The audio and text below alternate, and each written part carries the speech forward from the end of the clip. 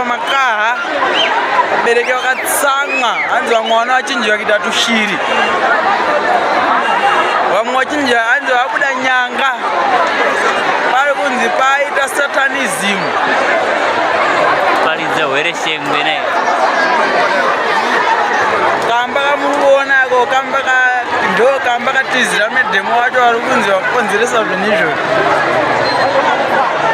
ndo kamba kari kutemiwa nevabereki, vari kutema nematombo, vari kuti munhu ngaabudiswe. Muzimba ndo zviri kuitika Muzimba, makaha kumudzi pamutoko.